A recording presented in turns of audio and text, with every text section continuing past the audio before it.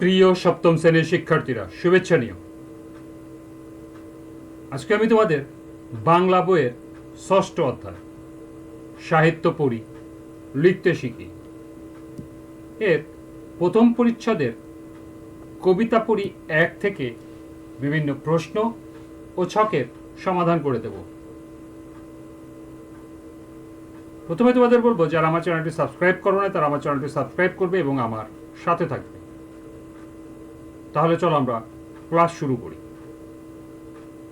কবিতা পড়ি 1। এখানে রবীন্দ্রনাথ ঠাকুরের মাঝি নামের একটি কবিতা দেওয়া আছে। এই কবিতাটা তোমরা বাসায় রিডিং করে নিও।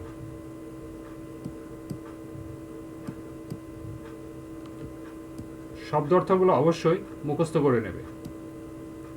এখন আমরা কবিতা বুঝি এর সমাধান দেখব। শিক্ষকের নির্দেশ অনুযায়ী তোমরা দলে ভাগ হও। এই কবিতায় কি বলা হয়েছে তা দলে আলোচনা করে বোঝার চেষ্টা করো। কোন দল কেমন বুঝতে পেরেছে তা যাচাই করার জন্য এক দল অপর দলকে প্রশ্ন করবে। এজন্য আগেই দলে আলোচনা করে কাগজে প্রশ্নগুলো লিখে রাখো। অর্থাৎ এই কবিতাটি পড়ে তোমরা কি বুঝলে তা দলগতভাবে এক দল অপর দলকে প্রশ্ন করবে এবং এর উত্তর দেবে। এজন্য তোমাদেরকে আগে থেকে কাগজে প্রশ্ন লিখে রাখতে হবে। তাহলে চলো এখন আমরা কবিতা বুঝি এর সমাধানটি দেখে নিই।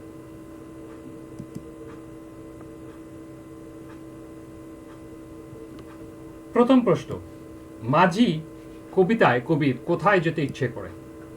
এর উত্তর হবে, মাঝি কবিতায় কবির নদীর ওপারে যেতে ইচ্ছে করে। দ্বিতীয় প্রশ্ন, নদীর ওপারে কি আছে? এর উত্তর হবে, নদীর ওপারে বাঁশের খুঁটির সঙ্গে ডিঙি নৌকা সারিবদ্ধভাবে বাঁধা রয়েছে। কিষানের লাঙল কাঁধে করে নদী পার হয়। জেলে নদীতে জাল টেনে মাছ ধরে। গরু মহিষ সাঁতরে নিয়ে নদী পার হয় রাখাল। নদীর ওপারে দিনের বেলা মানুষের কোলাহল থাকলেও রাতের বেলা শেয়াল ডাকে ঝাউ ঘেরা ডাঙায়। 3 নম্বর প্রশ্ন, ঝাউডাঙ্গার ভিতরে কি আছে? কবি শুনেছেন সেই ঝাউডাঙ্গার ভিতরে জলাভূমি আছে, যেখানে চখাচখি পাখির আসর বসে। সেখানকার সর্বনে মানিকজোড় পাখির বাসা রয়েছে, আর কাদায় লেপ্টে থাকা কাদাখোঁচা পাখির বিচরণের চিহ্ন। সন্ধেবেলা ঘরের ছাদের উপরে দাঁড়িয়ে কবি খেয়াল করেছেন নদীর ওপারের সাদা কাশবন, যেখানে জ্যোৎস্না ছড়িয়ে পড়ে। 4 নম্বর প্রশ্ন, এই কবিতায় কোন বিষয় প্রধান হয়ে ফুটে উঠেছে? এর উত্তর হবে, মাঝি কবিতায় গ্রাম বাংলায় কবি এবং কবির অন্তরের ইচ্ছা প্রধান হয়ে ফুটে উঠেছে।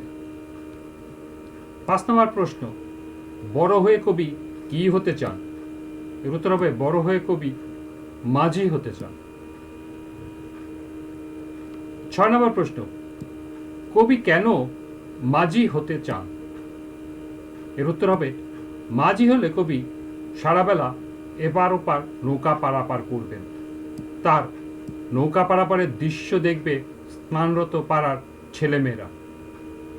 মাঝিগিরি করে কবি দুপুরবেলা ঘরে ফিরে মায়ের কাছে খাবার চাইবেন। সন্ধ্যাবেলাও কবি ঠিকঠাক মতো ঘরে ফিরবেন। কবি সব সময়ে মায়ের আশেপাশেই থাকতে চান। বাবার মতো কখনো বিদেশ বিভুঁয়ে পড়ে থাকতে চান না। তাই মা যদি রাজি থাকেন তাহলে কবি বড় হয়ে খেয়াঘাটের মাঝি হতে চান।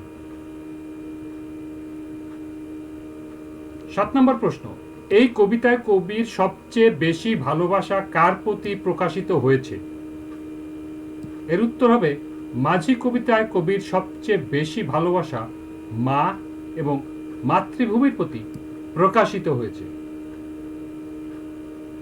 8 নম্বর প্রশ্ন, ছাদের কোণে দাঁড়িয়ে কবি কি দেখতেন? এর উত্তর হবে, কবি সন্ধ্যাবেলা এক মনে ছাদের কোণে দাঁড়িয়ে সাদা কাশের বনে চাঁদের আলো লুটিয়ে পড়া দেখতেন।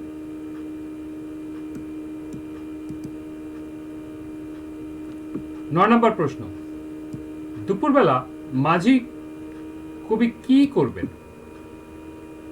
এর সমাধান হবে, দুপুরবেলা সূর্য যখন মাথার উপরে উঠবে, মাঝিগিরি করে কবি ঘরে ফিরে মাকে বলবেন, বড় খিদে পেয়েছে, খেতে দাও মা।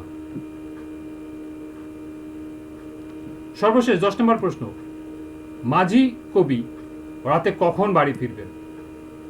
এর উত্তর হবে, সন্ধ্যেবেলা আঁধার হলে মাঝি কবি বাড়ি ফিরবেন। এই ছিল কবিতা বুঝি এর সমাধান। এরপর আছে বুঝে লিখি। মাঝি কবিতাটি পড়ে কি বুঝতে পারলে তার নিচে লেখো। অর্থাৎ মাঝি কবিতাটি পড়ে এর সারাংশ তুমি কি বুঝলে তা এখানে লিখতে হবে। তাহলে চলো এখন আমরা এর সমাধান দেখে নিই।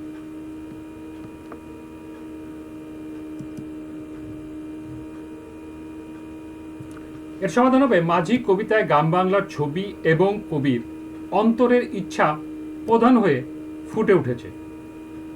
কবির নদীর ওপারে যেতে ইচ্ছে করে। নদীর ওপারে বাঁশের খুঁটির সঙ্গে ডিঙি নৌকা সারিবদ্ধভাবে বাঁধা রয়েছে। কৃষাণের লাঙল কাঁধে করে নদী পার হয়। জেলে নদীতে জাল টেনে মাছ ধরে। গরু মহিষ সাঁতরে নিয়ে নদী পার হয় রাখাল। নদীর ওপারে দিনের বেলা মানুষের কোলাহল থাকলেও রাতের বেলা শিয়াল ঢাকে ঝাউ ঘেরা ডাঙায়।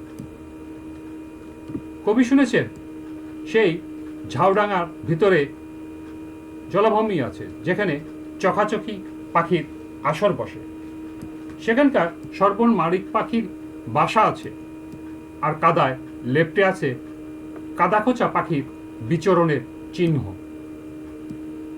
সন্ধ্যাবেলা ঘরের ছাদে বসে কবি খেয়াল করেছেন নদীর ওপারের সাদা কাশের বন, যেখানে জ্যোৎস্না ছড়িয়ে পড়ে। মাঝি হলে কবি সারাবেলা এপার ওপার নৌকা পারাপার করবেন। তার নৌকা পারাপারের দৃশ্য দেখবে স্নানরত পাড়ার ছেলেমেয়েরা। মাঝিগিরি করে কবি দুপুরবেলা ঘরে ফিরে মায়ের কাছে খাবার চাইবেন।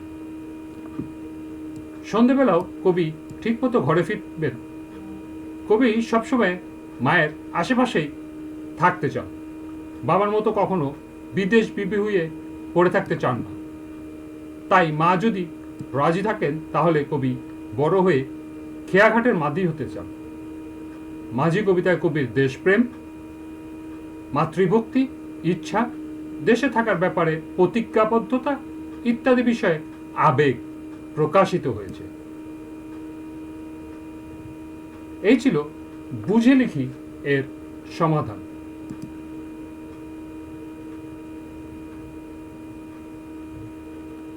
আজকের ক্লাসে এ পর্যন্তই। পরবর্তী ক্লাসে 122 পৃষ্ঠার জীবনের সঙ্গে সম্পর্ক খুঁজি এখান থেকে সমাধান করে দেব। সবাইকে আবারও বলছি, যারা আমার চ্যানেলটি সাবস্ক্রাইব করো না তারা আমার চ্যানেলটি সাবস্ক্রাইব করবে এবং আমার সাথে থাকবে। সবাইকে আবারও শুভেচ্ছা জানিয়ে আজকের মতো এখানে বিদায় নিচ্ছি। আল্লাহ হাফেজ।